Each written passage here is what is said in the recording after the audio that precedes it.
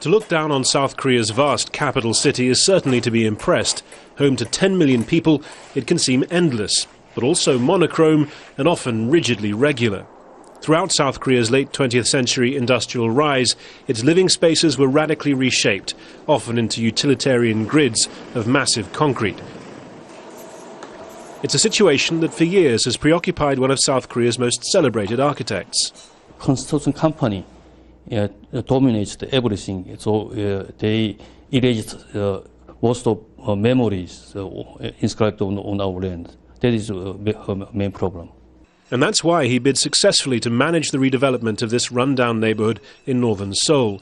Sung says cities should evolve, not be dictated by the urban master plans of central government. Here the old buildings will go, but the pathways and boundaries shaped by the topography and by human life will remain. But I like to keep their life on this land.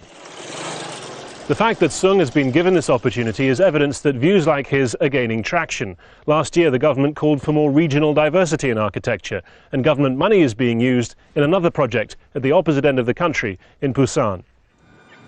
Clinging to a steep hillside above South Korea's second city, Kamcheon had long carried the stigma of slum status, springing up as a shanty town for refugees from the Korean War.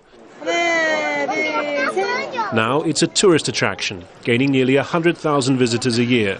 It's been turned into an arts neighborhood, one that relies on the efforts of its inhabitants. Residents here have a fine sense of aesthetics. They regard their house as their clothes. They're painted with the colour they wanted. When artists came, they added the drawings. Lee Shun-shim has lived here almost all her life. I feel good that lots of people come. It's been 3 years since this 10-year-long project started. There is still more room for change. The winding steps and alleyways make for an old-fashioned atmosphere that for most of the visitors here, grown used to life in urban grids, comes as a welcome novelty. Harry Fawcett, Al Jazeera, Busan, South Korea.